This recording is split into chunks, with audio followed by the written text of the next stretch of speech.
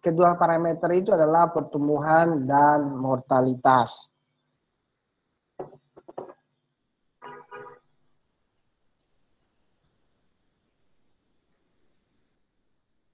Nah,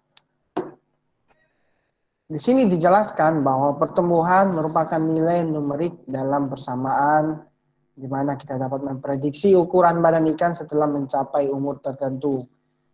Jadi umur kita, misalkan kita tahu pertumbuhan ikan hari ini sekian, tahun kedepannya kira-kira umurnya seberapa, itu berkaitan dengan pertumbuhan. Sedangkan untuk mortalitas, ini biasanya berkaitan dengan kematian daripada hewan. Dalam hal ini yang kita bahas adalah ikan. Mortalitas sendiri di umumnya dibedakan menjadi dua atau tiga mortalitas.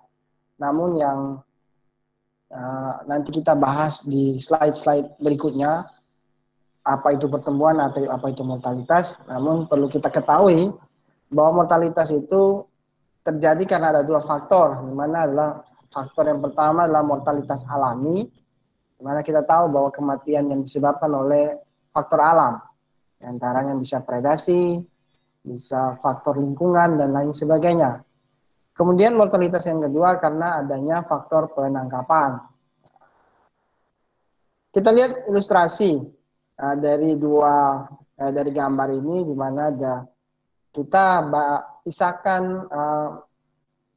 suatu wilayah menjadi dua sub bagian. Jadi anggaplah biru ini adalah suatu perairan. Jadi kita ilustrasikan bahwa ini adalah suatu perairan. Contoh kita ambillah perairan Selat Melaka misalkan. Nah, di dalam Selat Melaka itu kita mau mencari tahu misalkan pertumbuhan atau mortalitas dari satu spesies. Nah, contoh kan kita ambilkan spesies ikan tongkol. Apakah mereka dari stok yang sama? Di sini dijelaskan bahwa terdapat dua wilayah dalam satu perairan, namun mereka ada dua kelompok. Kita ilustrasikan bahwa dia masuk dalam dua sub wilayah, mana sub wilayah A dan sub wilayah B. Di sini jelaskan mortalitas dan pertumbuhannya itu bisa terjadi jika sub di wilayah A mempunyai laju yang sama dengan laju pertumbuhan yang sama dengan sub wilayah B. Begitupun kalau hewan di sub wilayah A mempunyai peluang mortalitas yang sama dengan hewan yang ada di sub wilayah B, maka ini disebutkan bahwa walaupun dua wilayah berbeda namun masih dalam satu stok. Ingat, kita harus ingat kembali bahwa stok adalah sekumpulan organisme yang memiliki yang identik dari parameternya, baik pertumbuhan dan mortalitas, baik itu gennya yang menempati suatu wilayah tertentu. Misalkan mereka berbeda dari itu, maka mereka bukan berada atau berasal dari satu stok yang sama. Namun kalau mereka memenuhi faktor-faktor yang sudah disebutkan sebelumnya, kita bisa perhatikan bahwa spesies itu termasuk dalam stok yang sama. Ini kita cuma merefresh aja ya konsep stoknya. Kita harus tahu bahwa konsep stok itu berhubungan dengan pertumbuhan dan mortalitas. Bapak, mohon maaf sebelumnya, sebelum dilanjutkan slide-nya tidak bergerak ya Pak? Tidak berganti. Tidak berganti? Stuck di pertama, iya. Sebentar ya. Nah, iya ini baru sudah. Kalau ini berganti nggak? Berganti, Iya, Pak. Bapak sudah. Oke.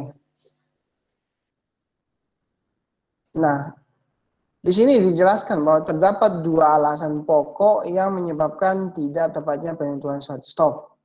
Jadi kita dalam menentukan suatu stok atau apakah spesies tersebut dalam suatu perairan itu merupakan satu stok, itu ternyata terdapat dua faktor, dua alasan yang dapat menyebabkan kesalahan-kesalahan dalam penentuan stok tersebut. Yang pertama, di mana wilayah sebaran stok secara keseluruhan tidak diliput dan hanya sebagian dari stok yang diteliti atau sebaliknya. Jadi contohnya suatu perairan kita mau cari tahu stoknya apakah ikan ini stoknya sama semua dalam satu perairan tersebut. Kita cuma ambil di sebagiannya saja di perairan, misalkan Selat Melaka kita ambil di bagian timur, sedangkan kita tidak mensampel atau mengambil di sebelah baratnya. Nah, itu bisa menyebabkan dalam penentuan stok itu tidak tepat. Kemudian yang berikut, yang kedua adalah beberapa stok yang terpisah digabungkan, misalkan karena wilayah sebenarnya tempat tinggi. Jadi ada ikan luar yang masuk ke perairan tersebut, misalkan dari samudra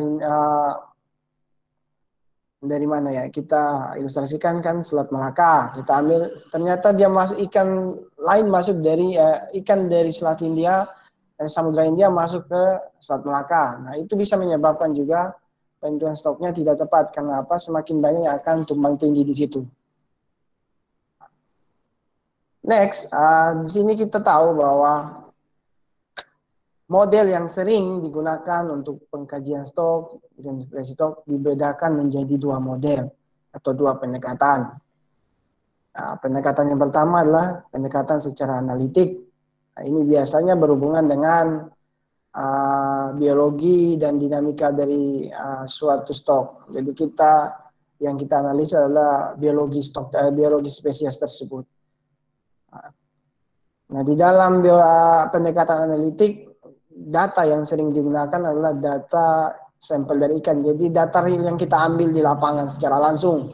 Nah, itu biasanya digunakan untuk menggunakan model analitik. Nah, contohnya parameter-parameter yang masuk dalam pendekatan analitik, diantaranya pertumbuhan, mortalitas, rekrutmen, terus hubungan penyebaran dan sebagainya. Kemudian ada pendekatan kedua adalah pendekatan holistik.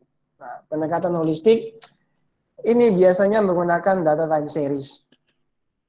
Data sekunder biasanya kan sudah ada data perikanan tangkap, misalkan suatu daerah dari tahun 10 tahun belakangan, 20 tahun. Itu data-data itu yang sering kita gunakan untuk dalam perhitungan, dalam menghitung atau identifikasi stok menggunakan pendekatan holistik.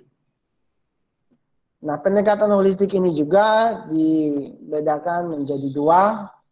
Yang pertama yang equilibrium dan yang non-equilibrium. Yang di equilibrium biasanya untuk mendapatkan hasilnya menggunakan dua model yang paling populer di dinamika populasi, yaitu model Sheffer dan model Fox.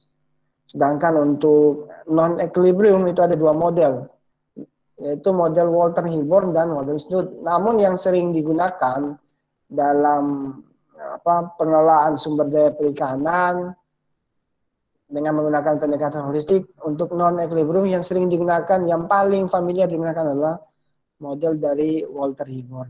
Nah, dari kedua pendekatan ini, untuk pertemuan kali ini kita akan belajar mengenai pendekatan analitik dulu. Karena kalau kita langsung rangkap dua-duanya, saya rasa waktunya kurang cukup. Karena apa? Kita akan kombinasikan dengan perhitungan praktek atau dengan perhitungan teladan yang sudah saya berikan. Jadi untuk pendekatan holistik kita akan siapkan jam khusus di minggu depannya. Nah, untuk pertemuan hari ini kita akan membahas mengenai pendekatan analitik. Seperti yang sudah saya sebutkan tadi, bahwa untuk model analitik biasanya menggunakan sampel data real yang sudah ambil di lapangan hari itu juga. Nah, jadi kita melakukan pengukuran, misalkan kita melakukan penelitian, sampel yang kita ambil di lapangan, langsung itu yang digunakan untuk model analitik. Di sini contoh kita ambil adalah panjang dari ikan, kemudian berat dari ikan, seksnya, jenis kelaminnya di sini, terus TKG, tingkat kematangan gonadnya. Ini biasanya data-data yang digunakan dalam model analitik. Nah, dari data tersebut kita bisa menghitung hubungan panjang beratnya, bagaimana. Kemudian juga kita bisa menghitung parameter pertumbuhannya, mortalitas, kemudian tingkat pengusahaan. Dalam hal ini tingkat status perikanannya bagaimana. Kemudian juga dari data tersebut kita bisa menghitung panjang pertama kali ikan matang penat. Nah, dari hasil ini ya hubungan panjang berat yang sudah kita ketahui, terus parameter pertumbuhan, mortalitas, kemudian status perikanan yang sudah kita ketahui, maka kita bisa mengetahui upaya pengelolaan yang digunakan dalam manajemen sumber daya. Jadi kita bisa himpun data tersebut untuk pengelolaan sumber daya ke depannya. Apa yang harus dilakukan, misalkan, kemudian kebijakan-kebijakan yang harus dilakukan apa saja. Bisa dari data-data ini kita bisa gunakan untuk pengelolaan sumber daya perikanan. Nah, akan kita jelaskan satu persatu terutama mengenai hubungan panjang berat, nanti kita akan latihan, kemudian parameter pertumbuhan dan mortalitas. Nah, ini adalah untuk model holistik yang akan kita pelajari di minggu depan. Biasanya dia menggunakan data sekunder atau time series. Dalam hal ini biasanya diambil dari data statistik perikanan, khusus perikanan tangkap. Karena kita orang perikanan tangkap, jadi kita ambil data time series perikanan tangkap. Nah, dia dibedakan menjadi dua, atau ada yang equilibrium sama non equilibrium. Untuk equilibrium menggunakan model yang sering digunakan model Sheffer dan Fox. Dua model ini sangat populer. Nah, dari model ini kita bisa mengetahui status perikanan, pemanfaatan perikanannya, apakah underfishing, MSY, atau dia optimum ya. MSY adalah optimum, kemudian overfishing atau lebih tangkap. Kemudian juga kita bisa menghitung optimum. Ini adalah effort optimum yang harus digunakan untuk eksploitasi sumber daya yang ada di suatu perairan. Kemudian C optimum itu adalah catch-nya, hasil tangkapan yang harus kita tangkap itu berapa sebenarnya sih. Nah, di sini maksudnya C optimum, atau nama kerennya adalah JTB istilahnya. Nah, ini semua akan kita peroleh dari perhitungan model Sheffer dan Fox, namun pertemuannya di minggu depan. Sedangkan untuk non-equilibrium sering digunakan model Walter Hilborn dan Snoot, namun yang paling familiar adalah Walter Hilborn. Dari hasil model ini juga kita bisa menghitung C optimum dan E optimumnya bagaimana, kemudian laju pertumbuhan intrinsiknya bagaimana, koefisien penangkapannya bagaimana, sama daya dukung daerahnya atau daya dukung perairannya bagaimana. Nah, dari ini bisa kita cari tahu tingkat pemanfaatan sumber dayanya, apakah perlu ditingkatkan lagi atau memang harus dibatasi atau ditetapkan saja seperti itu. Kemudian kita juga bisa menganalisis apakah sumber daya jumlah trip atau alat tangkap apa yang perlu digunakan di daerah tersebut. Kemudian apakah harus dikurangi atau ditambahi, semuanya dari sini kita bisa ketahui. Nah, dari itu baru kita bisa dapatkan alternatif pengelolaannya. Namun ini pertemuan di minggu depan ya untuk holistik. Hari ini kita belajar dulu yang analitik. Nah, yang pertama dalam pendekatan analitik yang kita hitung adalah hubungan panjang berat. Nah, ini kita bisa tahu bahwa untuk mengetahui hubungan panjang beratnya bagaimana, apakah pola pertumbuhannya itu masuk ke alometrik ataupun isometrik, baik itu alometrik negatif dan positif, itu kita hitung dulu nilai B-nya kita peroleh. Jika kita peroleh nilai B-nya lebih kecil dari 3, maka dia termasuk dalam pola pertumbuhan alometrik negatif, di mana pertumbuhan panjangnya ikan tersebut lebih cepat daripada pertumbuhan bobotnya atau beratnya. Sedangkan isometrik, pertumbuhannya panjang dan berat sama, sedangkan positif, pertumbuhan panjang lebih lambat atau beratnya lebih cepat daripada panjang. Ini adalah contoh kurva hubungan panjang berat ikan dengan rumusnya W sama dengan A dikali L pangkat B. B ini adalah slope, nanti kita latihan. A ini adalah intercept, L ini adalah panjang, W adalah berat. Dari rumus ini kalau kita menghitung langsung seperti ini ya agak ribet, makanya biasanya dalam perhitungan hubungan panjang berat, model rumus ini kita transformasikan ke dalam bentuk linear. Biasanya lebih mudah untuk perhitungan menggunakan sistem linear. Jadi akan juga dijelaskan pada latihan nanti. Sehingga mohon nanti diperhatikan baik-baik karena latihan nanti, setelah latihan akan diberikan tugas individu masing-masing untuk mengerjakan tugas seperti latihan. Ini berkaitan dengan hubungan panjang berat. Kemudian kalau untuk pertumbuhan dijelaskan bahwa sebagai pertambahan panjang atau berat, jadi pertumbuhan itu ingat bisa pertambahan panjang ataupun pertambahan berat dalam periode waktu tertentu. Jadi dia mengalami pertumbuhan dari waktu A ke waktu B, waktu C, dan sebagainya. Apakah panjangnya dan beratnya itu bertambah seberapa persen? Itu adalah konsep dari pertumbuhan. Nah, salah satu parameter populasi yang banyak digunakan untuk menganalisa stok perikanan adalah dari parameter pertumbuhan. Faktor-faktor yang menghambat suatu spesies dalam bertumbuh, diantaranya kalau cepat lambatnya pertumbuhan pada satu hewan atau spesies atau makhluk hidup itu disebabkan oleh beberapa faktor. Di antaranya yang pertama, ketersediaan makanan yang sesuai dalam jumlah yang cukup. Nah, di sini juga. Kalau makanannya tidak cukup dengan stok yang ada atau jumlah hewannya ada, maka ya akan terjadi seleksi alam. Jadi pertumbuhannya pun akan terhambat. Jadi ada yang gemuk, ada yang kurus, bahkan ada yang mati.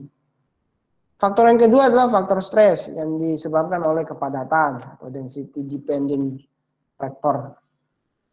Nah, kalau misalkan contohnya begini, jika kita suatu hewan itu menempati suatu ruang, dan ruang itu anggaplah ukurannya kecil, namun di dalamnya terdapat banyak sekali makhluk hidup, maka yang akan terjadi adalah kepadatannya melebihi batas yang ditentukan. Maka faktor ini bisa menyebabkan stres.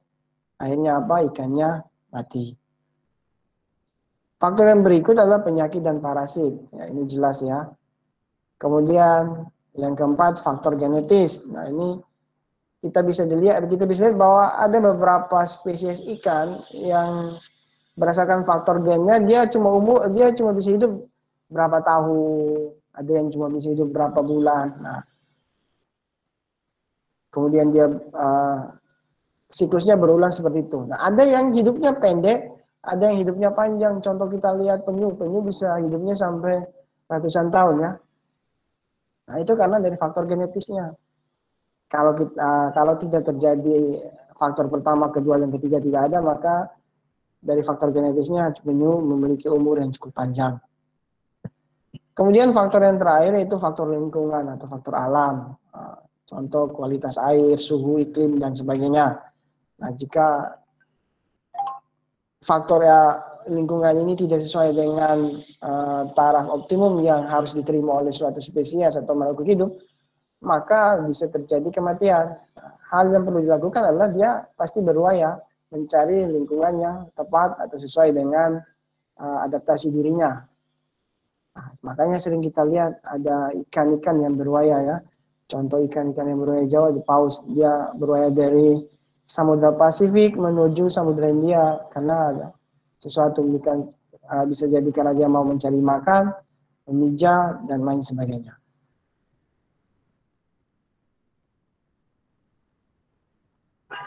Model pertumbuhan panjang. Nah, pertumbuhan panjang ini biasanya secara matematis. Ini ada model pertamanya yang sudah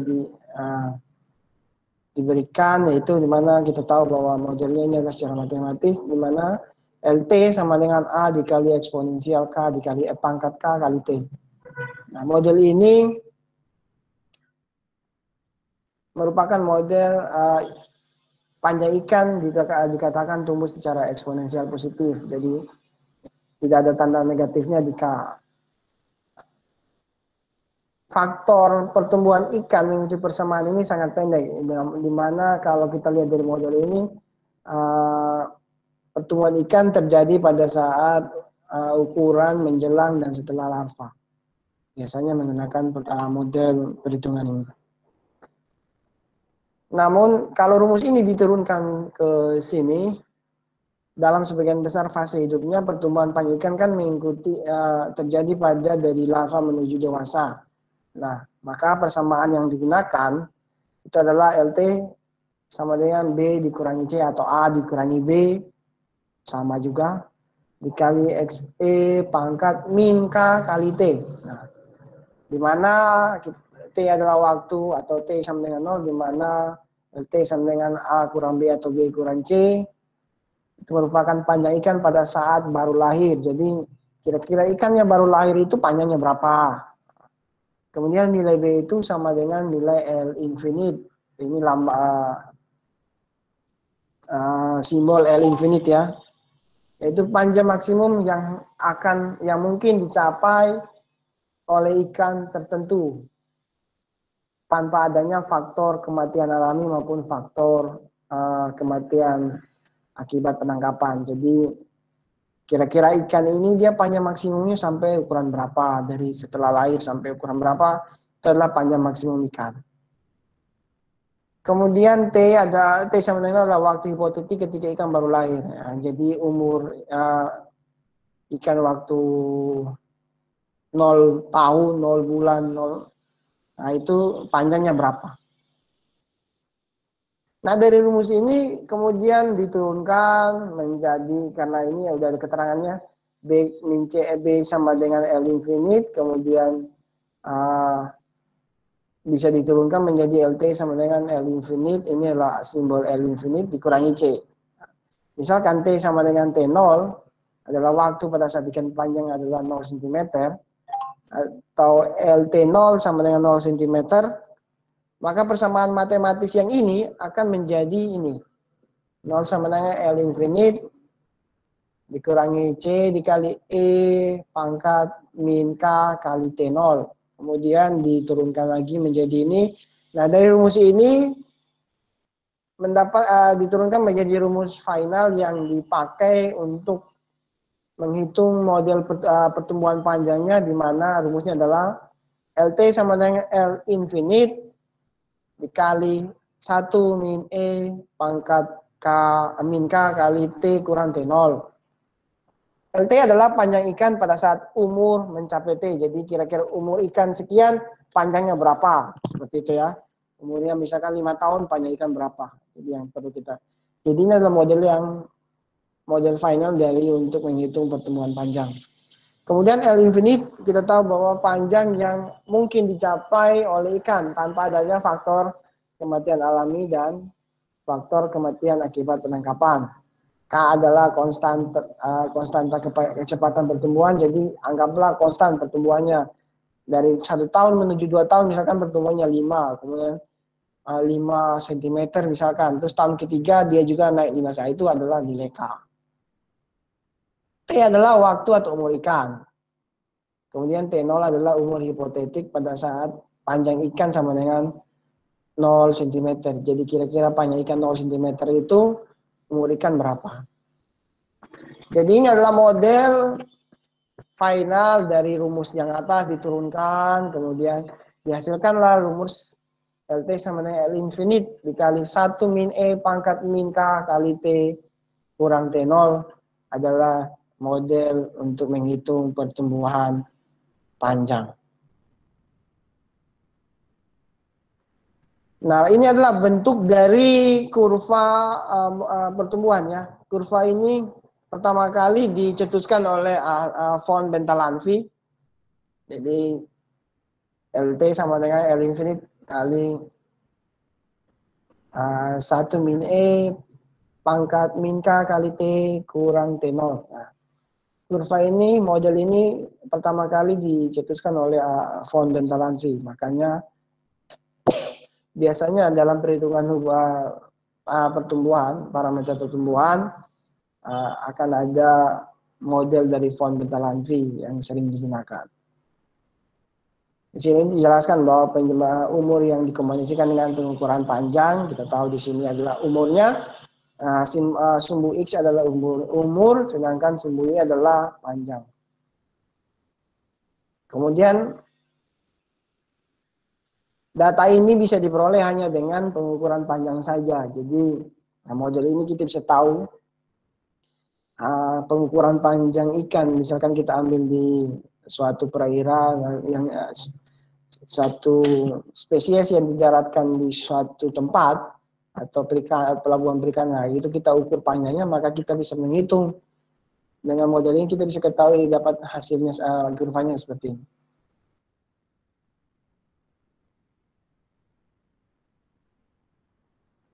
Di sini juga dijelaskan bahwa dalam mengetahui pertumbuhan, kita mau mencari pertumbuhan dari misalkan suatu spesies, itu ada 3 cara yang biasanya digunakan untuk mengetahui pertumbuhan dari spesies tersebut. Di mana yang pertama adalah kombinasi umur dan kombinasi panjang. Nah, umur itu biasanya diketahui dari sisik. Biasa mungkin yang sudah pernah ngikutin mata kuliah ichtyologi atau biologi perikanan yang ada prakteknya, di situ kita bisa menghitung umur ikan itu dari sisik ikan. Di sisik ikan itu biasanya ada lingkaran-lingkaran. Contohnya mungkin kalau kita belum pernah melihat sisik ikan, umur ikan lewat sisik ikan, kita bisa lihat contoh di makhluk itu di pohon. Di pohon itu biasanya ada lingkaran-lingkaran, kalau kita tebang pohonnya ada semacam lingkaran-lingkaran dari kecil sampai besar. Nah, itu adalah kita bisa mengetahui umur pohon itu udah berapa tahun. Nah, ikan juga kita bisa ketahui dari sisik. Nah, kalau ikan yang tidak memiliki sisik, maka biasanya yang dilihat adalah tulang. Terus metode yang kedua adalah menggunakan ukuran panjang. Juga bisa kita mengetahui ukuran panjang pertumbuhan ikan itu bagaimana, hanya dengan pengukuran panjang saja juga bisa. Nah, kemudian metode yang ketiga adalah metode tagging. Nah, ini metode yang sangat akurat. Karena apa? Misalkan metode tagging ini biasanya digunakan untuk menghitung pertumbuhan suatu spesies. Nah, yang paling sering digunakan ikan yang paling sering digunakan untuk metode tagging adalah tuna. Jadi misalkan kita mau mencari pertumbuhan tuna ini bagaimana sih? Nah, ikan tunanya ditangkap terus di tagging atau ditandai, dikasih satu sensor seperti itulah. Kemudian kita catat pada saat nangkap pertama, waktu ditangkap itu umurnya mungkin panjangnya sekian. Kemudian kita kasih tagging, kasih tanda, lepas lagi kembali. Nah, berkisar mungkin berapa tahun kemudian kita tangkap lagi ikan yang sudah kita tagging tadi. Nah, kita lihat lagi pertumbuhan setelah 5 tahunnya itu berapa. Nah, jadi dikatakan bahwa metode tagging adalah metode yang paling akurat. Namun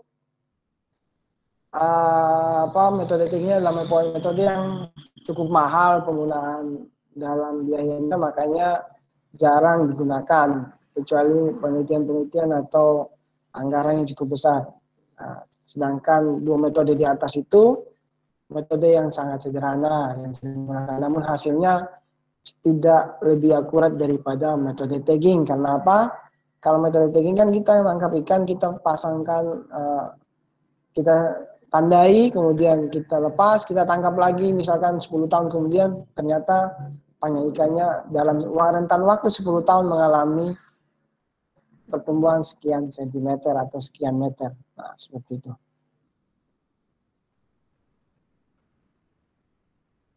Di dalam menghitung atau pendugaan parameter pertumbuhan ada beberapa ahli yang sudah merumuskan rumus-rumus yang sering digunakan untuk menghitung parameter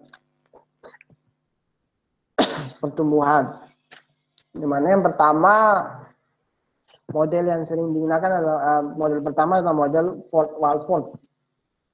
Nah, di sini dijelaskan bahwa pada saat umur ikan adalah T plus 1, maka persamaan von bentalan V-nya menjadi, ya, seperti di bawah ini adalah 3 persamaan yang sudah diturunkan, kemudian menjadi persamaan final, di mana LT plus 1, kan kita tambahkan umur ikan ditambah 1 ya, LT plus 1 sama dengan L infinite dikali 1 min E pangkat 1 min K dikali E pangkat min K kali LT. Nah, dimana kalau kita rubah atau kita transformasikan persamaan ini ke dalam bentuk linier atau regresi linier, maka yang menjadi Y adalah LT plus 1. Biasa karena kalau kita menghitung seperti ini, bentuk eksponensial agak ribet, agak susah. Maka untuk memudahkan dalam perhitungan, biasanya menggunakan model regresi atau linier.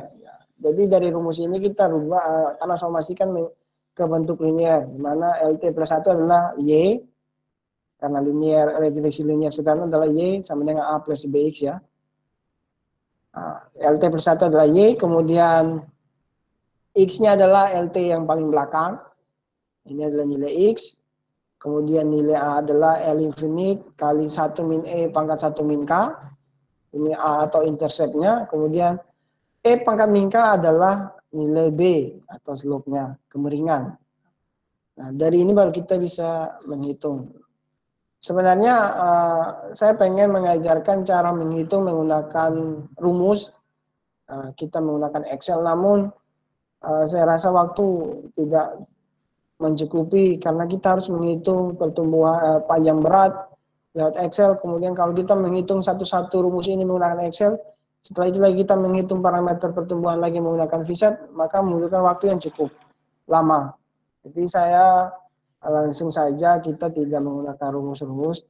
Mungkin nanti kalau ada waktu kosong atau waktu lebih nanti di minggu depan, saya usahakan mengajarkan cara menghitungnya menggunakan Excel-nya bagaimana. Jadi dari persamaan-persamaan ini. Ini adalah persamaan yang pertama itu Ford-Walford. Kemudian persamaan yang berikut adalah, ini yang paling familiar sering digunakan adalah von Bettel-Lantry. Untuk menghitung von Bettel-Lantry biasanya dilogkan. Jadi persamaan yang atas ini akan dilogkan kalau dihitung dalam Excel ya. Jadi log E sama log E kali L infinite dikurangi LT dibagi L infinite sama dengan K dikali T0 dikurangi K dikali T. Nah, kalau kita transformasikan ke dalam bentuk linier, maka yang ini menjadi Y, kemudian K dikali T0-nya menjadi A atau intercept, kemudian K-nya sendiri ini adalah slope-nya, kemudian T adalah nilai X. Jadi nanti perhitungan menggunakan rumus di Excel biasanya ditransformasikan ke dalam bentuk linier, baru kita bisa menghitung. Kemudian persamaan yang ketiga adalah Gulan-Holt. Plot dari Gulan-Holt, dia merumuskan untuk menghitung laju pertumbuhan itu, rumusnya adalah DL dibagi DT dikali K sama dengan K dikali L infinite dikurangi LT sama dengan K kali L infinite dikurangi K kali LT.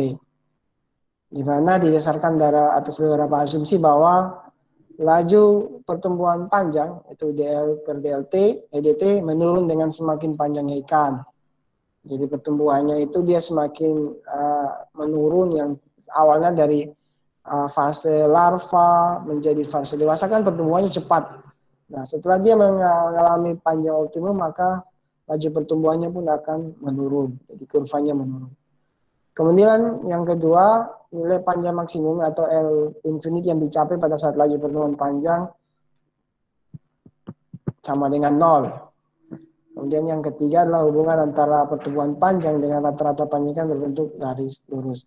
Jika diasumsikan seperti ini, maka rumus atau plot Gulan-Holt yang sering digunakan adalah seperti pada slide. Ini kalau pertumbuhan. Kemudian yang berikut parameter juga adalah parameter mortalitas. Nah, mortalitas itu ada 3 mortalitas yang sudah saya ungkapkan sebelumnya, di mana ada mortalitas total. Nah, kalau mortalitas total ini biasanya disimbolkan dengan Z. Nah, mortalitas total ini diperoleh dari mortalitas alami ditambah mortalitas penangkapan. Kemudian mortalitas yang kedua adalah mortalitas alami, mortalitas yang disebabkan oleh faktor lingkungan, diantaranya predasi dan lain sebagainya. Kemudian mortalitas penangkapan ini terjadi karena adanya faktor penangkapan.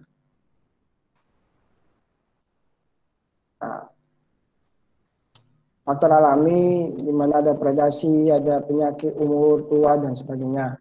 Kemudian karena faktor penangkapan itu di mana biasanya karena adanya terjadinya penangkapan itu karena ada ikan target. Ikan target adalah ikan yang menjadi target dari suatu alat tangkap. Jadi contoh alat tangkap pull and line, kita mau menangkap ikan cakalang, itu targetnya cakalang.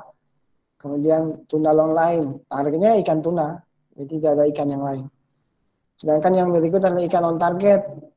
Nah, ikan on target ini dibagi lagi menjadi dua. Ada yang namanya bycatch, ada yang namanya discard. Kalau bycatch itu adalah ikan yang tertangkap dengan tidak sengaja, namun masih memiliki nilai ekonomis, jadi bisa dimanfaatkan oleh nelayan atau masyarakat. Sedangkan kalau discard, itu dia ikan yang tertangkap, yang tidak sengaja tertangkap, namun tidak memiliki nilai ekonomis. Maka biasanya itu dibuang, makanya disebut dengan discard. Kemudian ada kerusakan kolateral.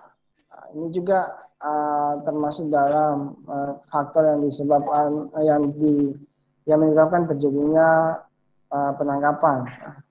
Kerusakan kolateral ini berarti bahwa ikan yang mati karena terseret alat penangkapan ikan, namun tidak ikut tertangkap sehingga mati di perairan. Nah, jadi dia sudah tertangkap, namun dia terlepas, tapi ikannya sudah mati. Nah, ini adalah pengertian dari kerusakan kolateral.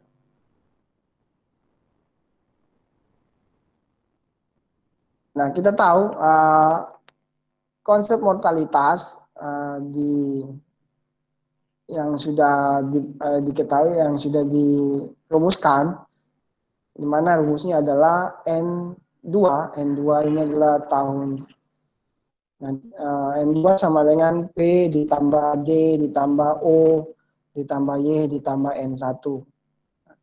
N1 dan N2 adalah jumlah populasi ikan pada permulaan tahun pertama dan kedua. Jadi N1 adalah tahun pertamanya, N2 adalah tahun keduanya, tahun setelahnya. Kemudian P adalah kematian karena predasi, predator ya. Ini kalau kita mau menghitung mortalitas rumusnya seperti ini. Kemudian D sama dengan kematian akibat penyakit. Kemudian O adalah kematian karena faktor alam, faktor lainnya, contohnya lingkungan dan sebagainya. Kemudian Y adalah jumlah ikan yang ditangkap pada tahun tersebut. Nah, kalau untuk menghitung mortalitas biasanya rumusnya adalah seperti ini. Kemudian dari rumus ini juga kita bisa menghitung kematian tahunan dari ikan tersebut, dari spesies tersebut. Dengan rumus adalah A sama dengan P tambah D tambah 0 tambah O tambah Y dibagi N1. Nah, itu untuk menghitung kematian tahunan. Sedangkan untuk menghitung laju survival tahunannya itu S, simbolnya S ya. Itu sama dengan N1 dibagi N2 sama dengan 1 min A. Nah, kalau untuk menghitung masing-masing, misalkan kita menghitung berapa sih akibat laju penurunan populasi akibat mati alami, mati karena ditangkap, sedangkan mati secara keseluruhan, maka rumus yang sudah ada adalah kalau untuk karena mati alami biasanya menggunakan rumus yang ini, itu D dikali P dikali D ditambah 0 dibagi DT sama dengan min M. M ini adalah simbol dari mortalitas karena mati alami dikali N. Kemudian kalau akibat mati karena ditangkap atau karena penangkapan, itu D dikali Y dibagi DT sama dengan min F. F ini simbol dari faktor kematian karena penangkapan dikali N. Kemudian kalau untuk mati keseluruhan simbolnya adalah Z, mana D sama D dikali N dibagi DT sama dengan min Z dikali N. Nah, kalau kita mau menghitung laju penurunan populasi akibat kematian alami bisa menggunakan rumus ini. Kemudian kalau karena ditangkap menggunakan rumus ini, kalau karena secara keseluruhan bisa menggunakan rumus ini. Ini juga sebenarnya bisa diajarkan cara perhitungannya di Excel, namun biasanya dalam penelitian-penelitian untuk mempermudah biasanya menggunakan software. Nah, salah satu softwarenya adalah VSAT 2. Jadi nanti kita akan menghitung menggunakan VSAT 2 untuk mortalitas dan pertumbuhan. Nah, ini adalah kurva dari penurunan populasi ikan. Jadi bisa dilihat bahwa kalau populasi ini nanti yang ini adalah karena apa, garis ini karena apa, garis ini karena apa. Biasanya kan ada 3 ya, ada karena Z, karena alami, kematian karena penangkapan, atau karena kematian karena secara keseluruhan. Nah, dari fakta dari kurva ini, maka rumus untuk menghitung penurunan ikan, populasi ikan, itu adalah NT sama dengan N0 dikali E pangkat Z, min Z dikali T. Di mana NT adalah jumlah populasi ikan pada waktu tertentu. Jadi misalkan kita menghitung tahun ini, kira-kira populasi ikan ini berapa? Nah, maka kita menggunakan data-data tahun-tahun sebelumnya.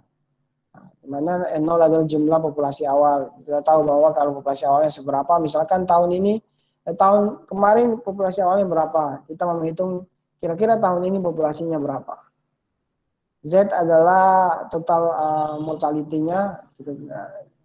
Jadi mortalitas secara keseluruhan ini Z.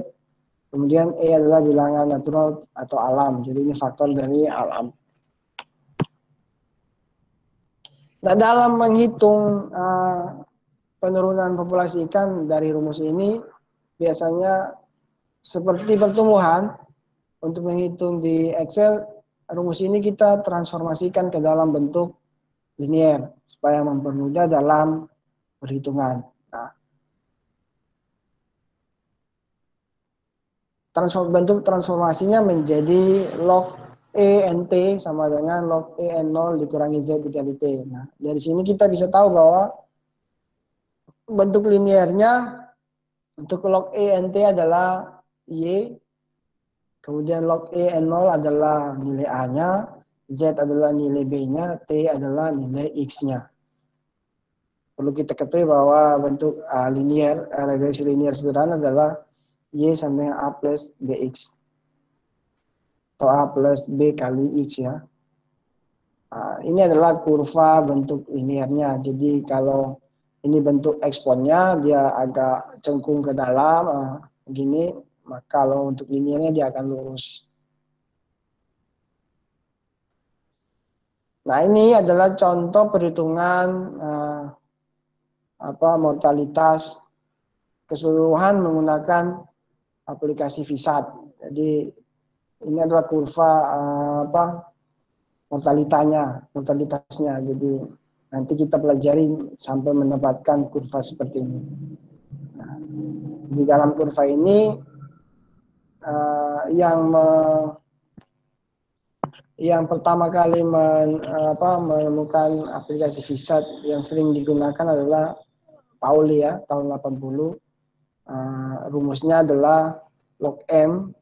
Kalau kita menghitung secara manual, kalau kita menghitung menggunakan rumus, maka biasanya menggunakan Pauli, di mana kita logkan rumusnya menjadi log M sama dengan 0 sekian dan dikurangi sekian dari hasil ini ya, didapatkan seperti ini. Sedangkan kalau untuk menghitung visi mortality, maka kalau dari rumusnya untuk mortalitas total Z sama M ditambah F, maka kalau untuk F kita tinggal hitung saja F-nya sama dengan Z dikurangi M. Nah, nanti kita pelajari menghitung bagaimana cara menggunakan aplikasi VSAT untuk menghitung pertumbuhan dan mortalitas. Nah, sedangkan kalau untuk menghitung laju eksploitasi dalam simbolnya E besar dan status perikanan biasanya menggunakan rumus E sama dengan F dibagi Z. di mana F adalah harapan mati dari kegiatan phishing. F adalah faktor kematian karena penangkapan, sedangkan Z adalah faktor kematian secara keseluruhan. Ya. Nah, dari hasil hitungan ini, Gulan merumuskan kalau E-nya lebih besar dari 0,5 atau F-nya lebih besar dari M, maka status perikanannya dianggap overfishing. Kalau dia sama dengan 0,5, maka MSY atau optimum.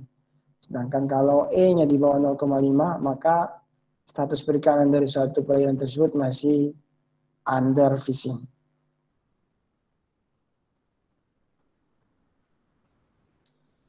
Sedangkan indeks mortality menurut Stobutsky tahun 2001, ini rumusnya adalah mortality ini sama dengan Lmax dikurangi LF dibagi LF dikurangi Lmin.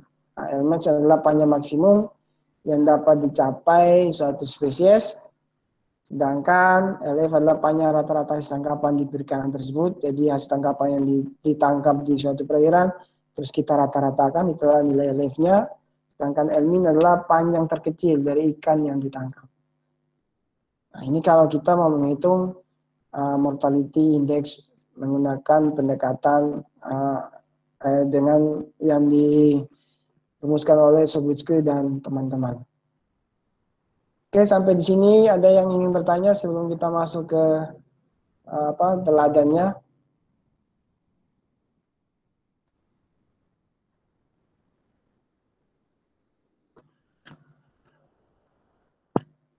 Kalau tidak ada yang ingin bertanya, mungkin semuanya siapkan saja laptop. Kita langsung praktek berhitung. Yang pertama yang kita hitung adalah, praktek pertama adalah menghitung hubungan panjang berat. Saya mohon diikuti step by step-nya biar nanti tidak bingung pada saat saya memberikan tugas, supaya mengerjakannya juga tidak salah.